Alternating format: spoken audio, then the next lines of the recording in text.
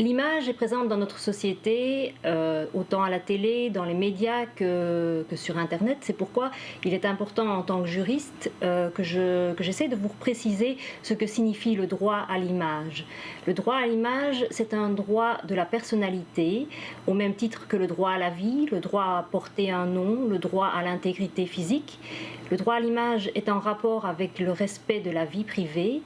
Et il a comme implication directe qu'il est nécessaire de demander le consentement d'une personne avant de le prendre en photo, avant de le filmer. Et un consentement supplémentaire est nécessaire pour diffuser cette image, diffuser la vidéo, diffuser des photos.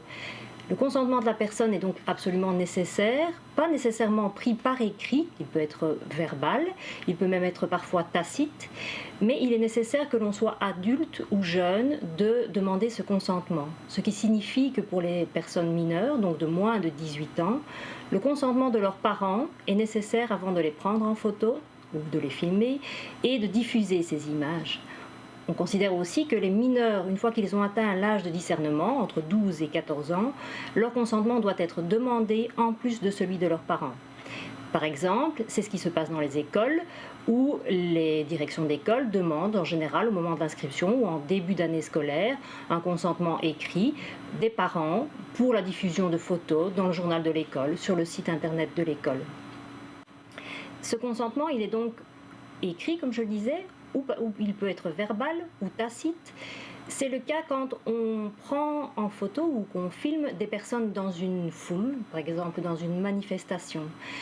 Une fois que la personne n'est pas identifiable directement sur une image, parce qu'elle se trouve justement dans une foule, on considère que son consentement n'est pas nécessaire. Mais si elle est identifiable, parce qu'elle passe dans la rue et qu'on filme un groupe, ou parce qu'on filme une manifestation, un concert, que sais-je, et que cette personne n'est donc identifiable, il faut lui demander son consentement si elle est le sujet principal de l'image qui est diffusée.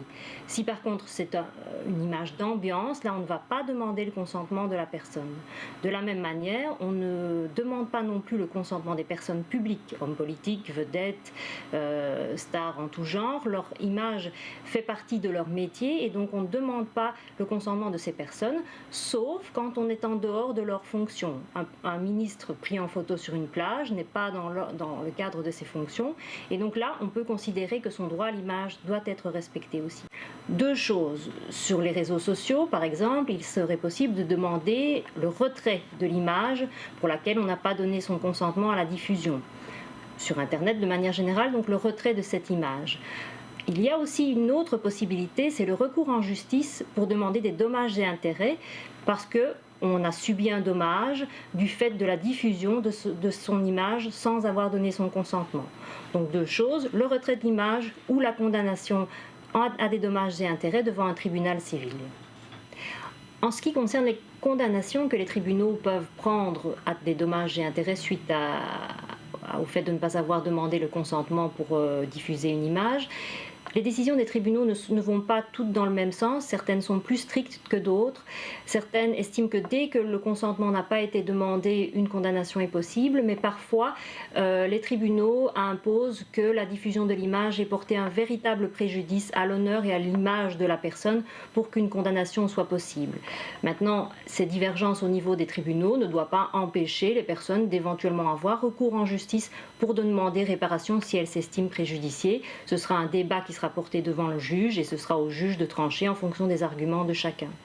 Une chose qui peut encore être ajoutée, c'est que ce droit à l'image ne s'arrête pas au décès d'une personne. Une personne décédée a encore droit au respect de son droit à l'image et ce respect se prolonge 20 ans après la mort de la personne qui est l'objet de l'image. Donc ce droit à l'image, il est bien présent, il existe autant que l'usage qu'on fait de l'image dans les médias, dans les nouvelles technologies. C'est donc bien quelque chose qu'il ne faut pas oublier, même si on a tendance parfois à aller très vite dans la prise d'image, dans la diffusion d'images. C'est quelque chose qu'il ne faut pas oublier et qu'il faut essayer de respecter au mieux et dans le respect de la personne, dans le respect de soi-même également.